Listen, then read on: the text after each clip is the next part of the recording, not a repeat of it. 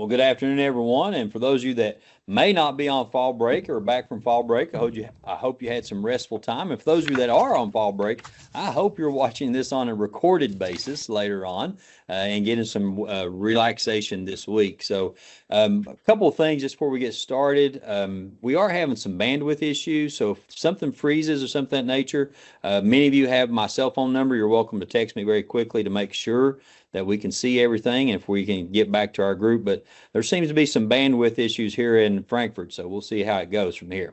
That being said, this is the October webcast, and I don't know how that happened, but we are already on right at a quarter of the way through this school year, and time is flying. And had the opportunity to visit so many schools so far, and looking forward to. I think I'm headed to Beechwood on Friday, so looking forward to some other visits, and then headed to Western Kentucky, Paducah, and I think Carlisle is next week. So we're looking forward to those visits also too. If we have next slide, please. Today's agenda is very packed. Again, I get to share some great, not only welcome and updates for some good news. Jennifer Ginn, our Director of Communications, will give you some updates, some grants, and other information that you need to hear from KDE. Also, too, we have the 2025 Kentucky Education Shortage Survey. Dr. Meredith Brewer will be giving you the results of that. And we have some good news. And also, before I go on to the next item, I'd like to say thank you to all of our superintendents. We had a 100% participation rate. Once again, this is 2 years in a row that we've done this survey, and we have a 100% participation rate. So thank you to everyone for allowing us to put this data together for the folks in the General Assembly, and also for you too, as you'll see here shortly. Also want to welcome today Tiffany Hubbard and Jennifer Broussard. Jennifer Broussard with the Kentucky Department for Health will be giving us a presentation on the combo COVID-19 flu A and B testing supplies for K-12 public and private schools. But also, too, we want to welcome today Dr. Michelle Searcy, and also Deputy Commissioner Thomas Tucker will be talking to us about counselor and school-based mental health providers' use of time in the superintendent's report. And then we'll wind up with Dr. Stafford. Will talk to us about the SAT, and will also give us the accountability release update. We'll have dates for you today, and I believe this is the first time that we will officially give you dates of when all the information will be given in open house, and hopefully in the school report card too as we move forward. But again, we're still working on that. But we'll give you those dates today. We'll finish with some questions and answers. So if you want to send those to our through the email that we gave you a little bit earlier, and then we'll finish with important dates. So with that being said, let's go on to the next slide, please. Next slide, please. You got to be careful about having superintendents text you while you're in the meeting. Tom Cochran made a comment about one of his buddies being a slacker, and we won't mention any names of who he's trying to call out on text. So we'll leave that alone for just right now. But again, it's always fun to see those texts go through as we go through the meeting. So I'm calling Tom Cochran out there for calling out one of his buddies, and you know who you are, by the way.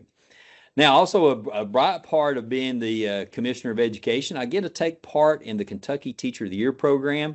I was part of that presentation, and it's always fun to see the reaction, not only of our teachers, but also their kids and also their loved ones as they go through. It's really a time where, and Lieutenant Governor Coleman mentioned when she does her announcement, and as a part of that, she can't look up for all the tears because it really gets to her too. But we want to congratulate Miss Michelle Gross, who is a mathematics teacher at Spencer County Middle. She was named our 2026 Kentucky Teacher of the Year during a ceremony here in Frankfurt. We did this in town here on October 7th. Also, too, she has 22 years of experience, including 20 at Spencer County, where she works at with the gifted and talented at the academy, where students get to pick a subject area to dig into deeper. We also want to congratulate our English teacher and department chair at Mayfield High School, Miss Kara Byrne Dowdy, who's been with Mayfield Independent for 21 years as our Kentucky High School Teacher of the Year finalist. And also to Melanie Howard, who is with Corbin Primary School. She is an MSD educator, and she's been there for 21 years and was named the Teacher of the Year elementary school finalists. So we do have 9 award winners, all female this year of our Teacher Achievement Award winners. And we'd like to congratulate our 3 finalists and also our Teacher of the Year, Miss Michelle Gross. Next slide, please. If you've had the opportunity to be in Woodford County, I think that you probably met this young man. Preston Graham served as our student member last year as part of the Kentucky Board of Education. He represented us very well with the National Association of State Boards of Education, or NASB, and received the Distinguished Student Service Award as a non-voting member here at KBE. As a matter of fact, he is a senior now, and he served on the board from July 1st, 2024 to June 30th, 2025, and he's still on the Commissioner Student Advisory Council. As a matter of fact, there's been a couple of different meetings we've been a part of in NASB, and Preston has actually been a presenter in those meetings and given us updates about everything from student voice to vibrant learning.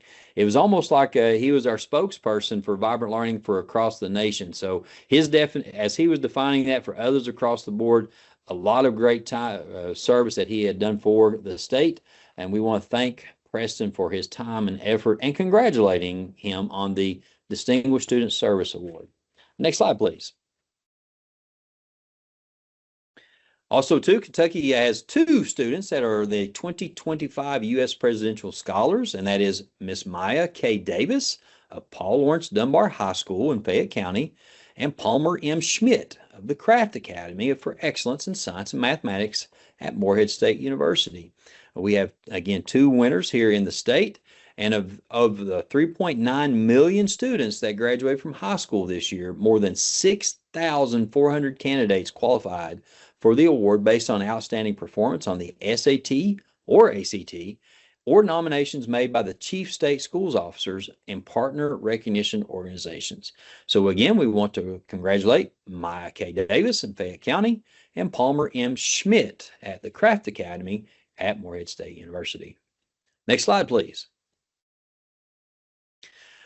We sent this information out recently in I think in one of the commissioner messages, talking about the new waiver request submission process. This is very important. We have waivers. There's a new bill with Senate Bill 207 that changed how waivers are done, and they've been made also in regulation in 701 KR 5170 and 701 KR 5170E. Again, stem this from the Senate Bill 207.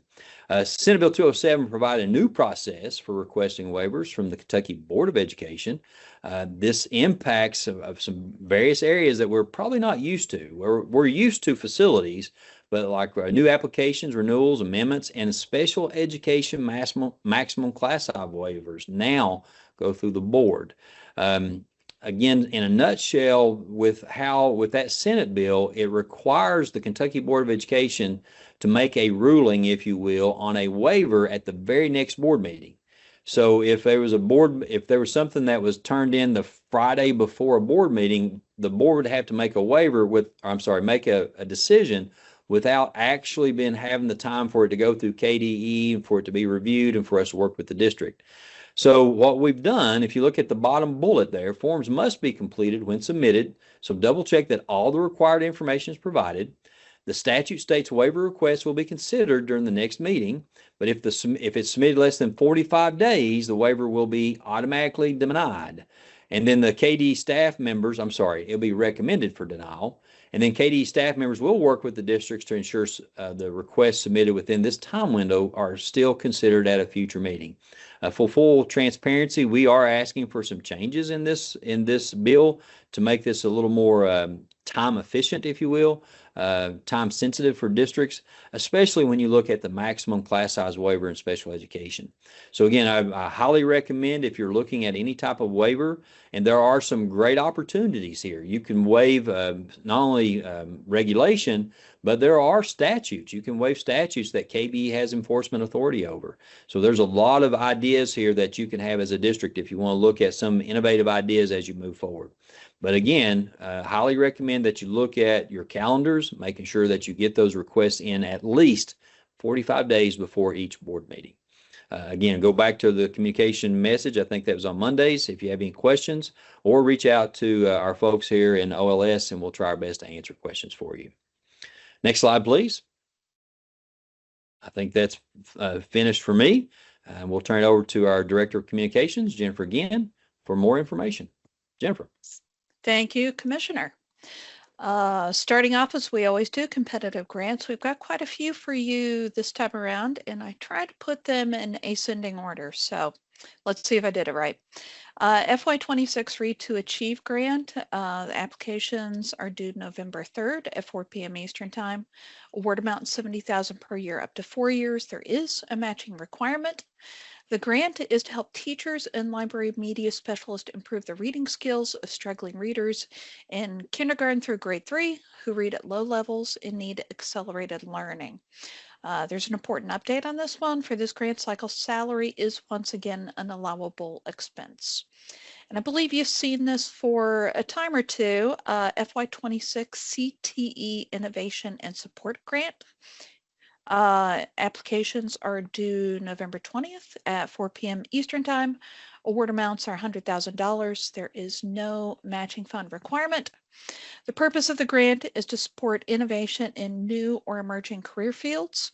The school district must submit a separate application for each CTE school or program in a comprehensive high school. ATCs can submit an independent application. Next, we have the FY26 Supporting Post-Secondary Achievement and Resources for Kentucky Students with Disabilities, otherwise known by the acronym SPARK grant.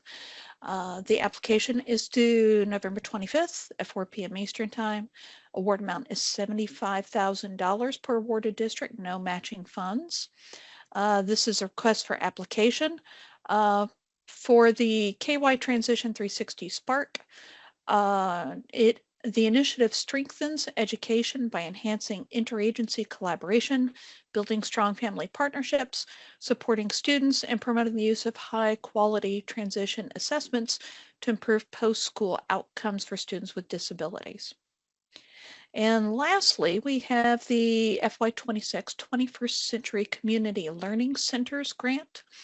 Application deadlines is January 20th, 2026 at 4 p.m. Eastern Time. The award amount is $150,000 per year for up to 3 years, no matching funds requirements. The program offers academic, artistic, and cultural enrichment opportunities for students attending high poverty and low performing schools, helping them meet challenging state academic standards through effective out-of-school programs that improve student achievement and social development. And as usual, you can find more information on KDE's competitive grants webpage. More information about the grants, that's where you can find it, or by emailing Jennifer Bryant. Next, we have applications sought for technology standards and assessment review committees. We are seeking K-12 classroom teachers to participate in the work. They will meet in the fall of 2025 through the spring of 2026. Selected applicants are going to be asked to verify the willingness of their school or district to release them for the work dates.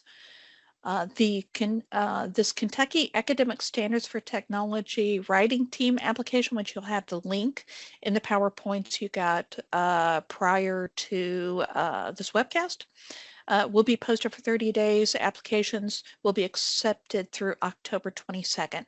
So you still have a few days on that. Please share that with people you think might be interested in serving. And we are also seeking feedback on the Kentucky Academic Standards for Technology. Of course, you know, standards outline what students are expected to learn in each grade. There is a survey linked in the PowerPoint you received. We do suggest you do this on a full-size computer. These are always very text-heavy. Feedback on the current technology standards will be collected through October 22nd also. And any questions can be directed to standards@education.ky.gov. Up next, we have Associate Commissioner Meredith Brewer. Are you with us? I am, thank you. All right, I am excited to share with you all the outcomes of our 2025 Educator Shortage Survey. As Commissioner Fletcher mentioned, we did have a 100% response rate, so we are able to provide some real-time vacancy data across the Commonwealth. If we can go to the next slide. The purpose of this survey is to collect real-time data on educator vacancies, along with information on district-level strategies to address any staffing shortages. It also helps us to identify critical shortage areas and support the development of policies and initiatives to recruit and retain qualified school personnel. It is important to note that this year's survey was streamlined for ease of completion and clarity, so it is not recommended to make direct comparisons to the vacancy data collected this year compared to last year's data. Next slide.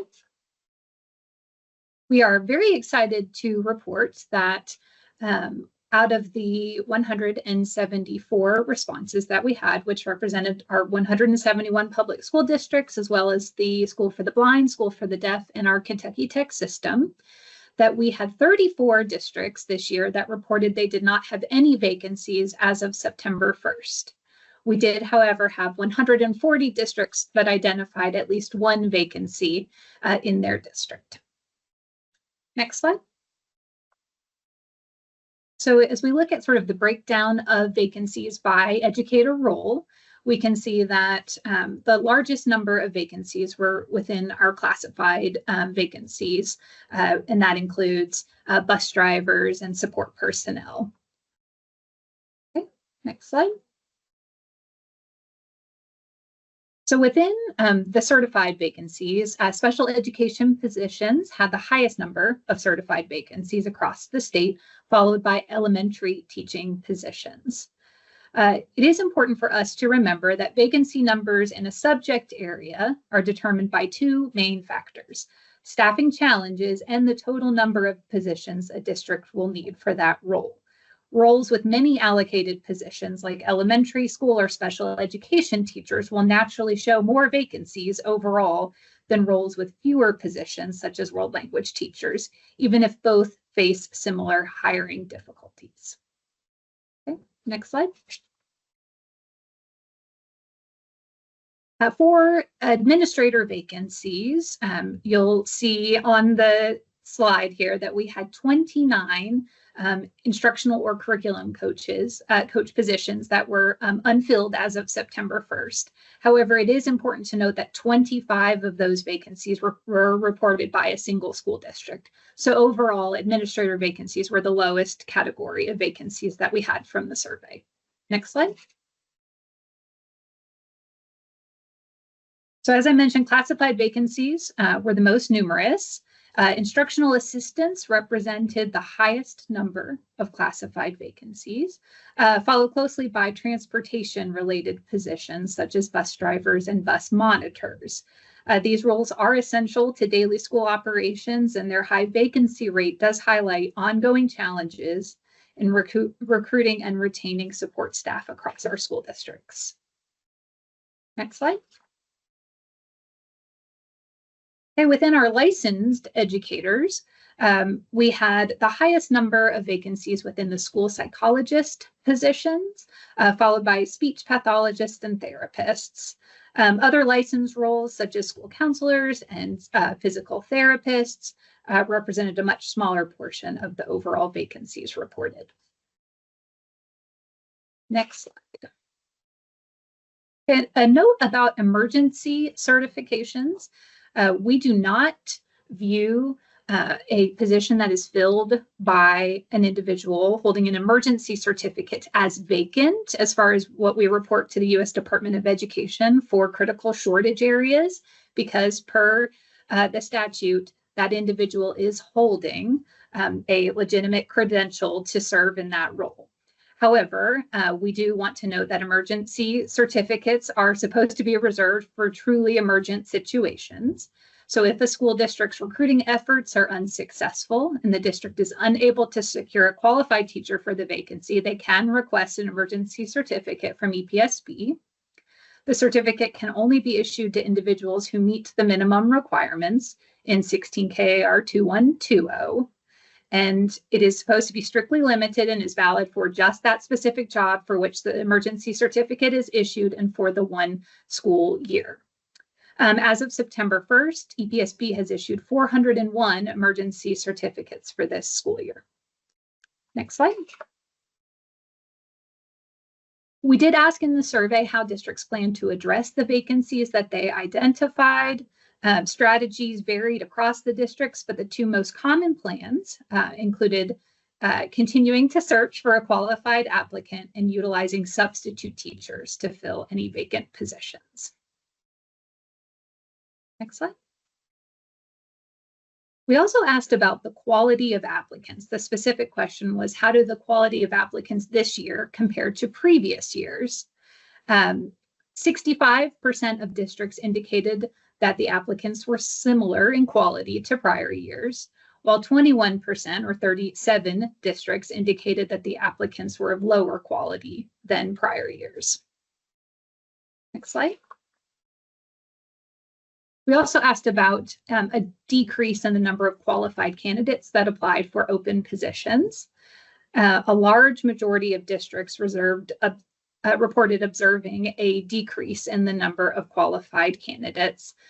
In contrast, only 24% of districts reported seeing no decrease. And then a few indicated they weren't sure if they really had a decrease of note.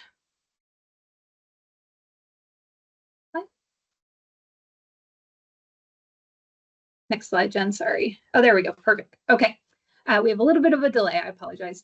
So the last question we asked on the survey was whether or not a course would need to be canceled due to a vacancy. And an overwhelming majority of our school districts said they are not considering canceling a class as a result of their staffing issues. A small fraction did say that they would consider canceling a class. However, we are glad to see that these alternative strategies that are being utilized by districts are allowing all of the courses to proceed for the most part, although certainly a reduction in course offerings is something that we are concerned about given the current shortages that were identified.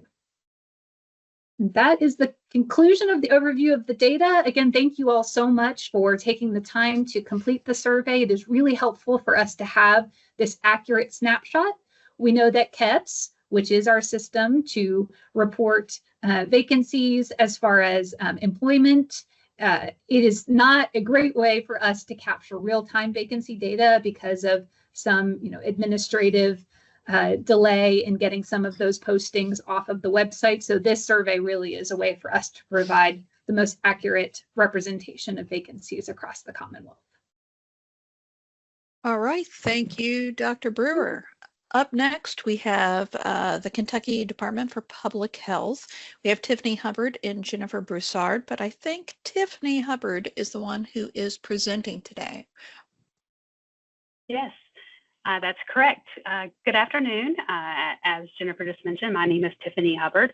I am I'm representing the Kentucky Department of Public Health today to introduce the combo COVID-19 flu A/B testing supplies available for our K through 12 public and private schools. Next slide, please. I was asked to give a kind of a current trend on what our respiratory virus system season looks like. We do have a Kentucky respiratory disease dashboard that shows those respiratory virus trends in Kentucky, and the information that's included on that is the COVID-19, influenza, and RSV. The data that I have on this particular slide is a couple of weeks old. It's the data that's displayed for the last week of the 2024-2025 year. The MMWR year goes through the end of September, so that this data shows last year's. I did pull today's data, and it was going to switch that up, but it doesn't make any sense because it's just showing like 2 weeks of data. So you look at these slides so that you can access this dashboard utilizing that link at the bottom of this disease page. And this is really to help schools or people to see what the trends are, so you can see where potentially we'll have potentially have this was last year's spikes, and the next year we're looking at having it's projected that we'll have a very similar disease for the season this year's. I'm sorry, this upcoming season is projected to be similar to last year's. There we go. So really, if you look at the data for, this is just displaying COVID and flu, our peaks really happen during our colder months, starting in December and going into February. Also, this data is just for 5 to 17-year-olds as well, too. So I share all of that. And just to share that today, our COVID and flu numbers are low. We are starting to see an increase in acute respiratory illness as well. And with that, we can go to the next slide now. So as we're in October, we're getting middle of October actually. Holy goodness! And looking ahead, we want to make sure that we're able to provide COVID testing and flu testing for our schools, especially we want to offer these supplies for schools to be able to give to students to send home to use or potentially use if you have health clinics that are doing testing for this in the schools. So we are starting tomorrow to distribute our combo tests, so that schools will be able to order tomorrow these tests. It comes in both the over-the-counter and the professional kits as well too. We are anticipating to have these available through the school year, through next spring, to order from. This test is a one single swab, and it can be used to detect both COVID-19, or not, actually it's 3. It's used to detect COVID-19 or influenza A or influenza B, and get the result in about 15 minutes. Next slide. As I mentioned, we have both a point of care or self-test, so that's one that you would send home with the student for them to use at home. And it's anyone, really, they can use that, or anyone in their household could use that as well too. And then we also have the professional kits that are used in the doctor's offices. The kits that are used in the doctor's offices do have a special, do require a CLIA license or a waiver, and we know that there are schools that have those CLIA waivers, and they're able to they're able to perform those tests in the schools. So what we're providing is we would like to, if schools are interested, we are asking that at a district level these are ordered. So our over-the-counter test can be shipped to any school, any address. And but we would again ask that there's one address per district, and then each district would then distribute those within their respective schools from there. The professional point of care test, those actually have to be shipped to the address that's on that CLIA. So if you know that your school nurse or you know that your school nurse is going to want to offer those, you can have them reach out to Jennifer Broussard, her email's there, as well as our group, our KY COVID testing as well. Next slide. So, and how you request this information, we did send this information out in the weekly message a couple of weeks ago, and we have had several, I think about 17 school districts have already signed up to receive these tests. So we'll be sending out, we'll send out this resource request form. You can actually take the QR code. If you can scan that, you can share that.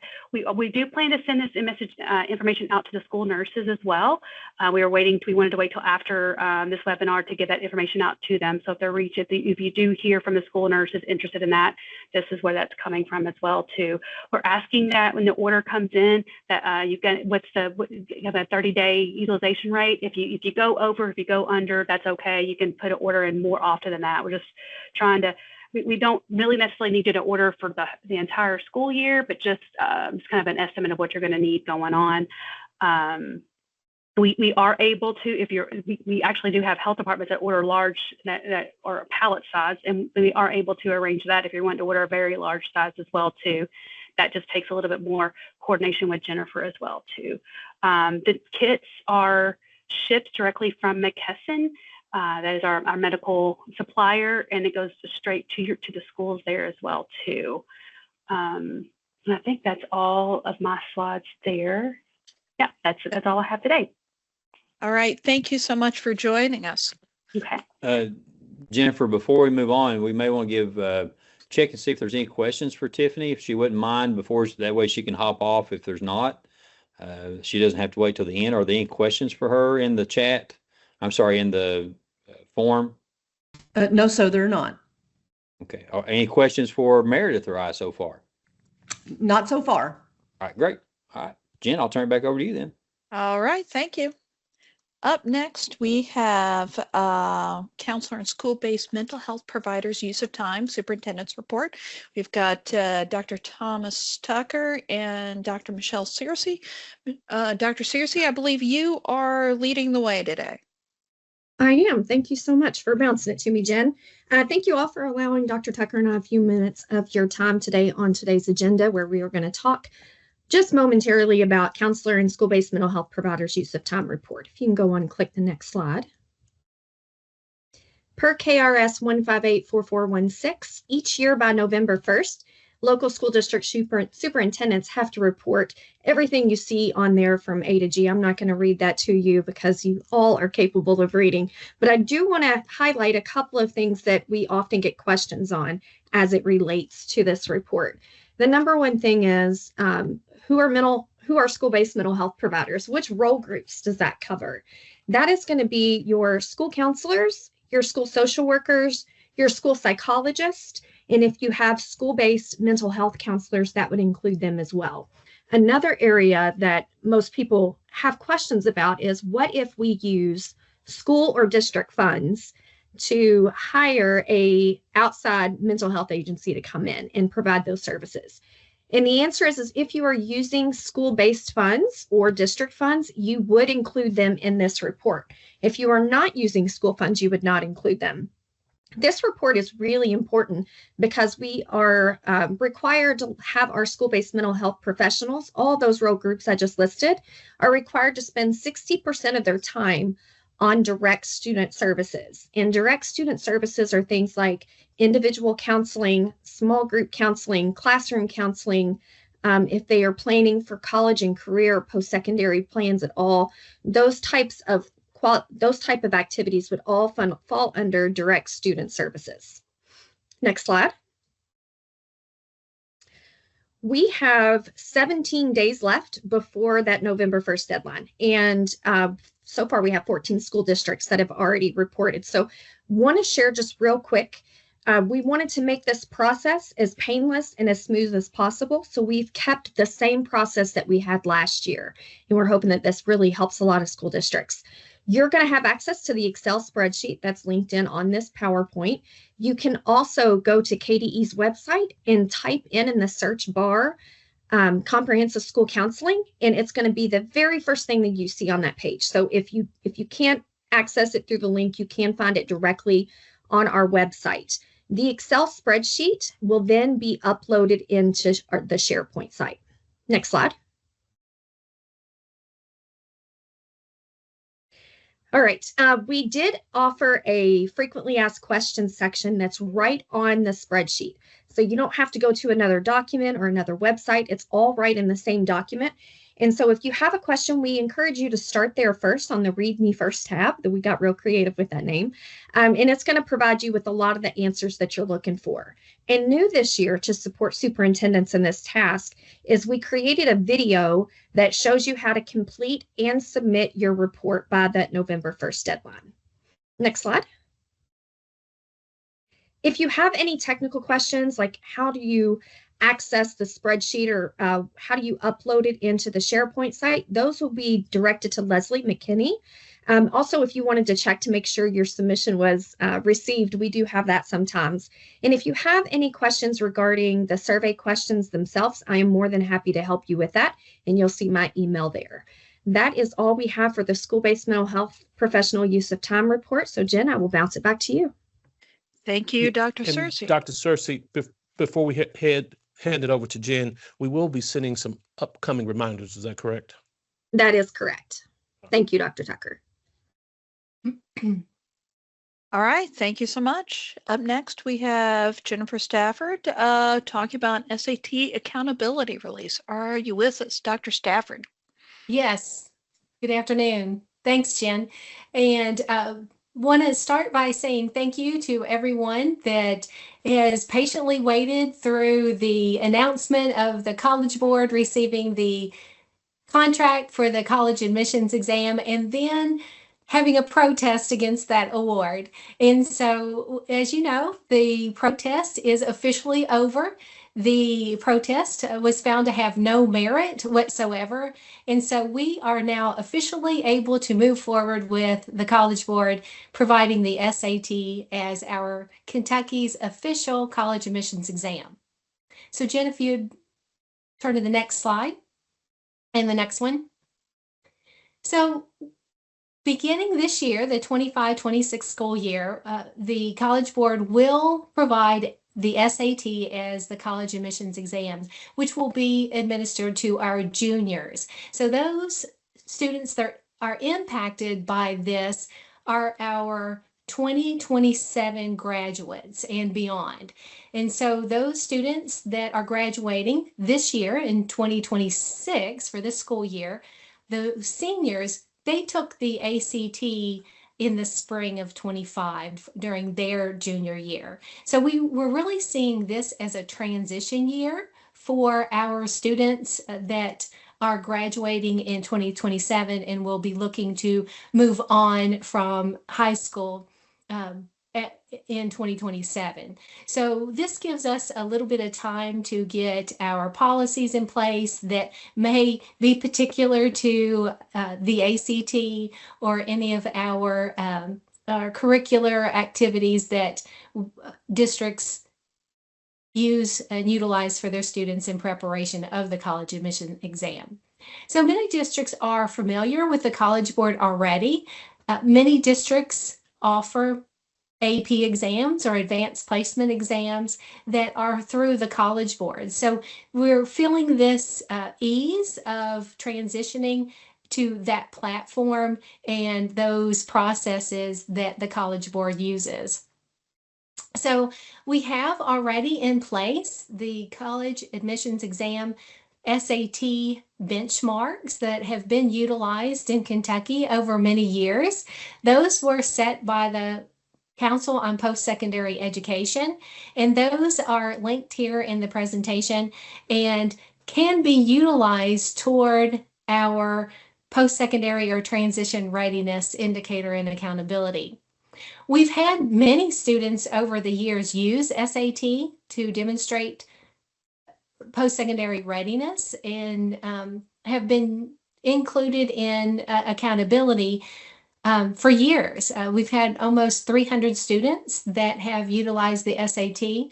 And again, it's one component of that transition ready indicator for our accountability system. So as a reminder, the college admissions exam is used not for our state tests that cover our ESSA content test. That's the Kentucky Summative Assessment.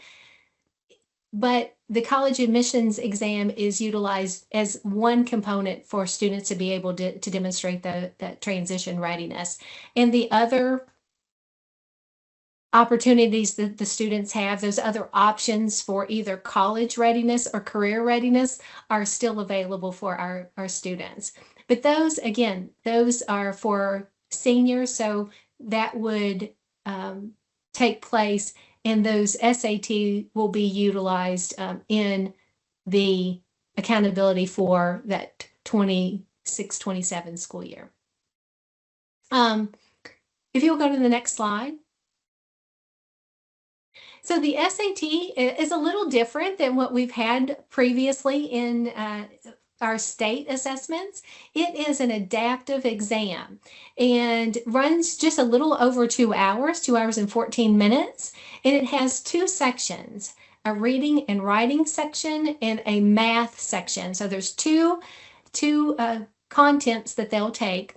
And in each of those, there are two sessions, and it's adaptive. So the adaptive nature is that within like the reading and writing, the students will take one set of an assessment of the assessment, and they'll be engaging with items that are difficult, uh, medium difficult, and some low difficulty items. And so how the students respond to those items then will adapt to that second session within that content area. So if they do really, really well on the first set within that content area, then that will adapt the second session within that content area, so that if the student is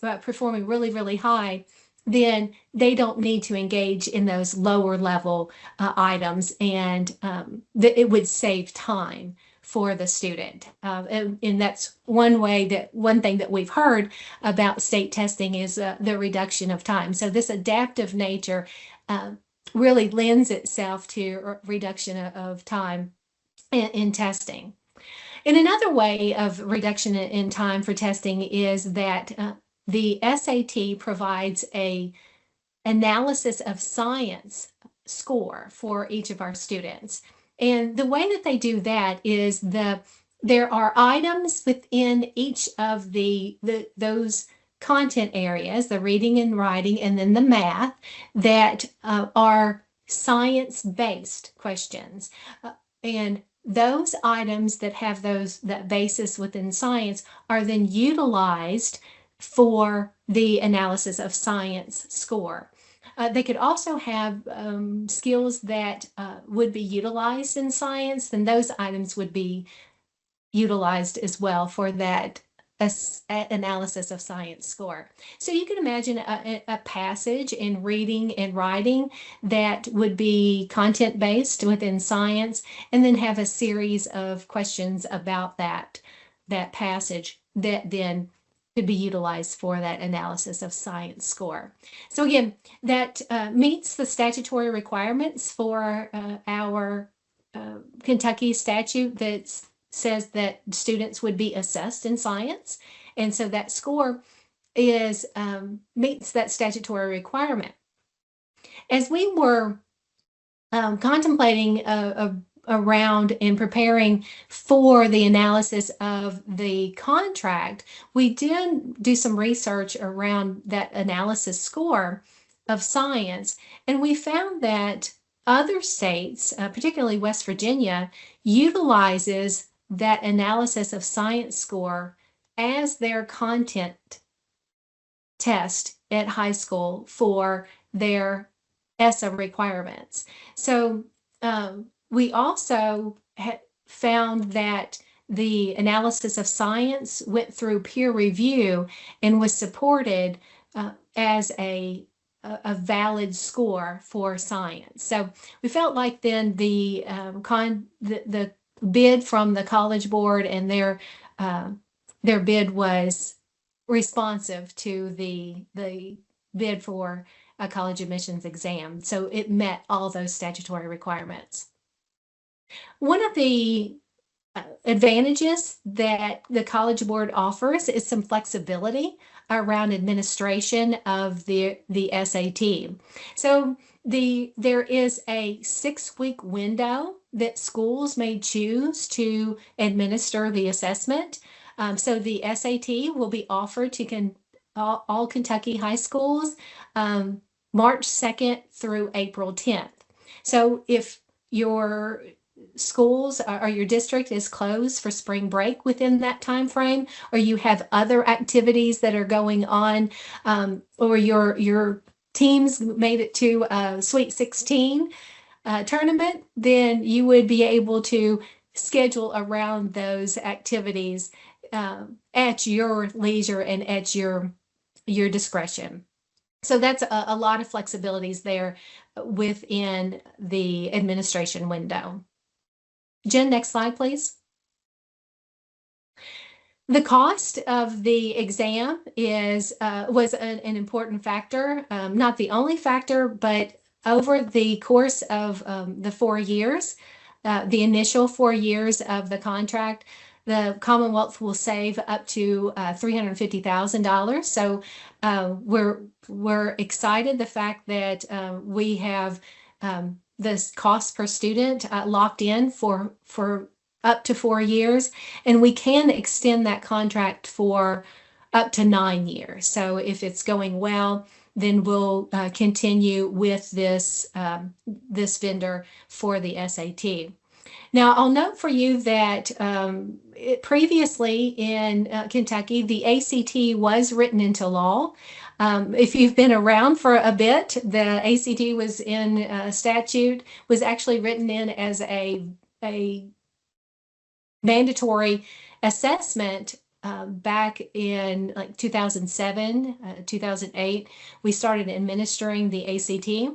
And around 2015, the department went to the General Assembly and asked the General Assembly to remove the vendor ACT from the statutory language because we had no ability to negotiate for our students on behalf of our educators.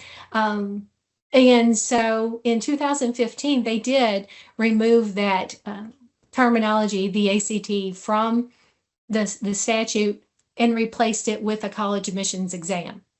So we went through a competitive bid back around 2018, and ACT won that competitive bid, and that contract was over, and the College Board then obviously won this the bid as well as the protest itself.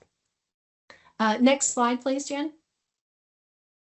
And so one of the things that we were able to negotiate during that competitive bid were resources for our students and our educators. So we're really excited to offer alignment resources that are aligned to the Kentucky academic standards and instructional tools that include question banks and item banks that educators can utilize in their classroom.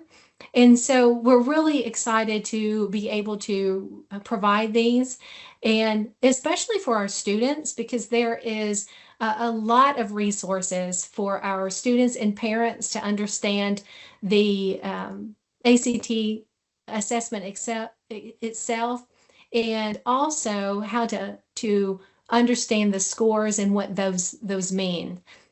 There is a app that the students can link to, and they can provide information during test day that would link to what's called a Big Future app.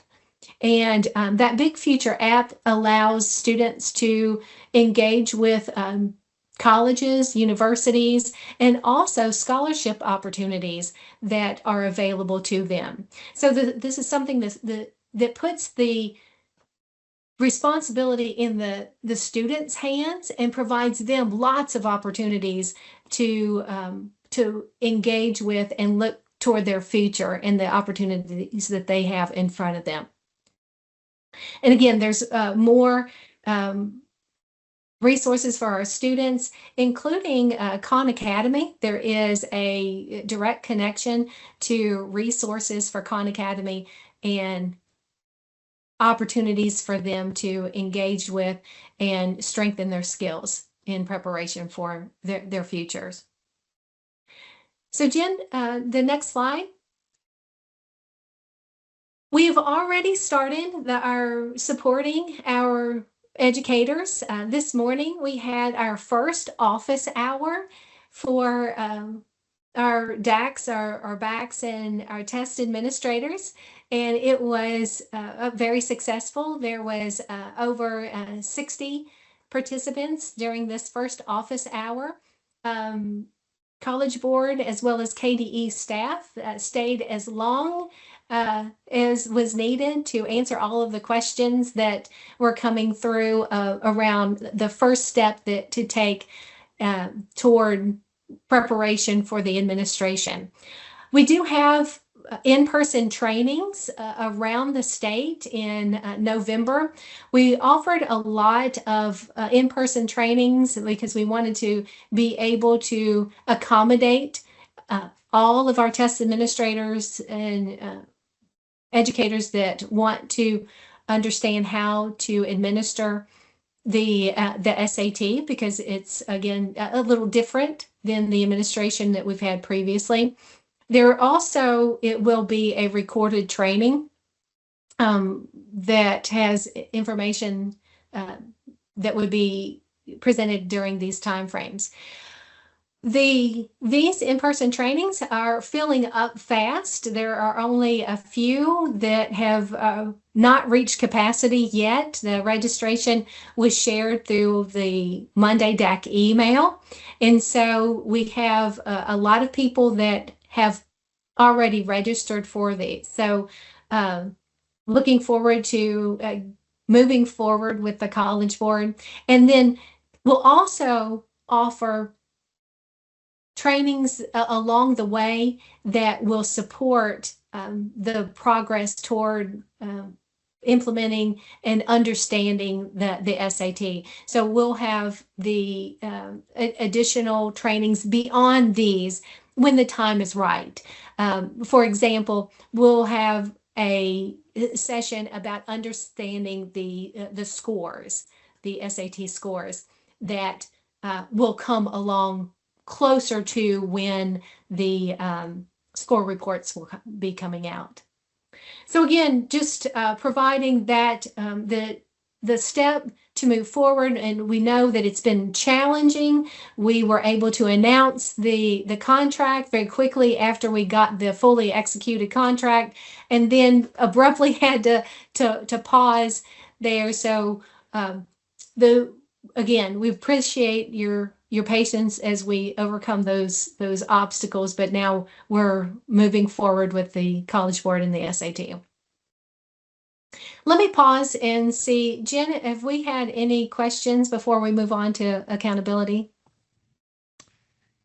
Jennifer, this is Stacy Ball. No, there has not been any questions for you yet. Okay, thanks, Stacy. You're welcome. Okay, the next slide.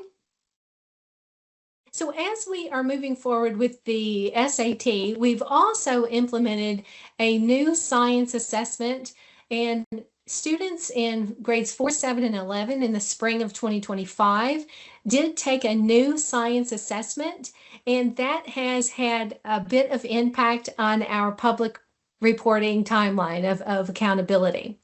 Now, I'll note for you that all content areas except science, those individual student scores, were shared with educators at the beginning of August. So in schools and districts right now, all assessment data has been shared across all of the content areas with the exception of science. As we move to the next slide, the science assessment was changed due to a couple factors. First, the Kentucky academic standards changed in science. During the winter of 2024 and 25, we did bring together groups of educators to update that science assessment to reduce the amount of reading load that was previously in the science assessment. We also reduced the number of longer clusters. That's groups of items that are around a particular topic or phenomena. So it's a different assessment. And so those that different assessment on those different Kentucky academic standards yielded a new test that needed various tasks to be completed.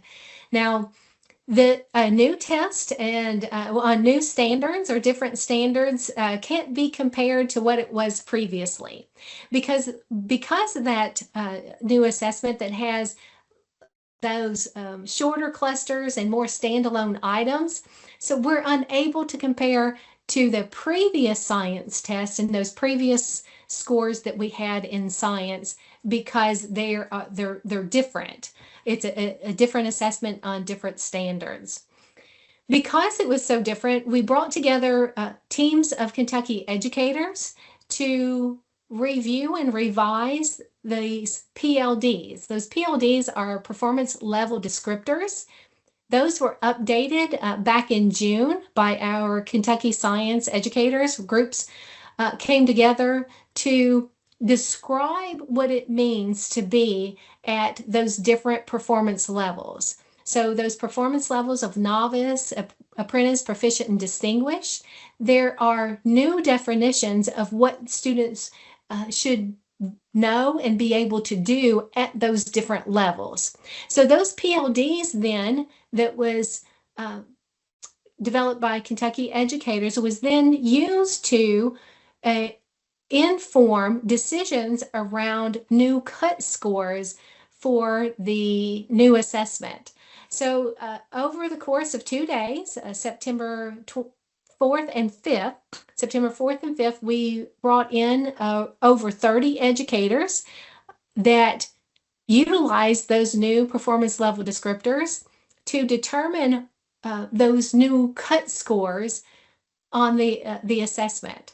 So during those 2 days, the educators, we were very proud of the work that they did, fully engaged in conversations around what those cut scores should be at those different levels. So they literally looked at operational assessment items that were on the 25 spring assessment in grades 4, 7, and 11. And what they did is they determined or recommended to the commissioner those scores that would say what the range is within those different performance levels and where those cuts are that would cross between what makes a student novice to apprentice, apprentice to proficient, and proficient to distinguished. So Kentucky educators, understanding the impact that they were having on the assessment,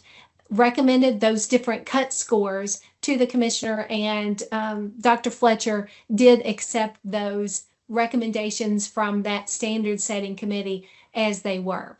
So those 3 different committees worked diligently, and I couldn't be more proud of the effort that those educators gave. So we had then the next steps were to take those recommended and approved cut scores to the assessment and actually apply those. So that's happened, and now we are ready to release the science scores to districts, which is scheduled for October 21st. So next week, we will provide those science assessment scores to our district assessment coordinators in the Platford Pearson Access Next at 9 a.m. So we are moving forward with our release of science scores next week. So Jen, the next slide, please. So now that is in place, we've got science moving forward and able to release those assessment scores, then we can move forward now with our quality control day that is scheduled for October 23rd. So just 2 days later, next Thursday, after we release those science scores, we'll have a quality control day. And that's the first time our district assessment coordinators and select leaders in the district will have their first glimpse at accountability data. That quality control day is a day that district assessment coordinators get to review their accountability data prior to public release. And they're really looking at the data to ensure the quality so that we can make sure it is as accurate as possible prior to our public release. And so during that day, we'll be looking for big systemic issues not individual student issues. Though that time was for review of individual students was in August. And so the quality work that has taken place over over August, a couple of weeks in August, in helped to ensure those individual students had such things as different demographics, ethnicity, their race, and their identification of special needs were accurate. So now this quality control day on the 23rd is looking at big systemic issues. If that goes well, then our tentative timeline will be to release 2 districts under embargo accountability data on November 17th. It'll go to districts to allow our districts and our leaders to then review before the media gets the under embargo, the accountability data that afternoon at 1 p.m. Districts will receive it, again, if all stays on track, districts will receive it on the 17th at 8 a.m. Then embargo to media will be on the 17th, with the tentative schedule of public release on November 19th. So the embargo would end at that morning so that the media and news outlets could run stories that morning of the 19th in their local papers or their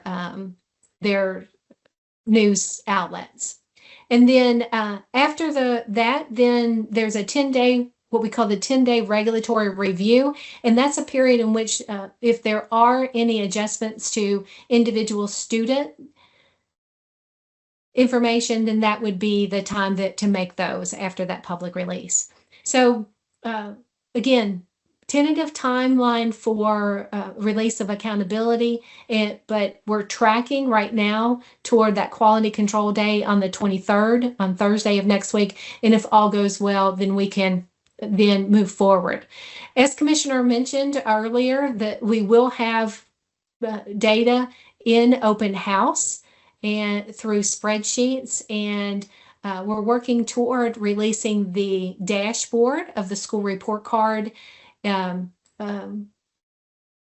with accountability data. So we know that we will have all the information to districts in public release on the 19th for open house. And Jen, I think that's the last slide for me. So let me pause and see if there are any questions. There has not been any questions, Jennifer. Great job. Thank you, Stacy. I'll turn it back over to Jen. Thank you, Dr. Stafford. And we are back to the commissioner and important dates. Well, again, I want to thank everyone for being a part of the meeting today. Thank you for all the presentations. And again, just exciting what we're hearing more and more about the SAT as people being a part of those trainings and what we're seeing with a lot of our districts. So very excited what we have to offer as far as the SAT as we move forward. Also, too, just again, other parts, we thank you, Dr. Cersei, and we also thank others. We thank Jennifer and Dr. Brewer, Tiffany Hubbard, Jennifer Broussard, and also Dr. Tucker, as well as, and again, Dr. Cersei for their presentations today. We do have some important dates coming up. The Educational Professional Standards Board will meet on October 21st. The Commissioner Student Advisory Council will be in person on October 30th. Very excited to see that. To be a part of that, also the Superintendent's Advisory Council on November 5th. The Superintendent's Webcast will be, the next one will be November 18th at 2:30. And then the Kentucky Board of Education will meet on December 3rd and 4th. Next slide, please. That is our last one. Well, as we close, if there are no questions, we want to also thank you to each person on the call. We appreciate what you do each and every day. And we thank you for being all in.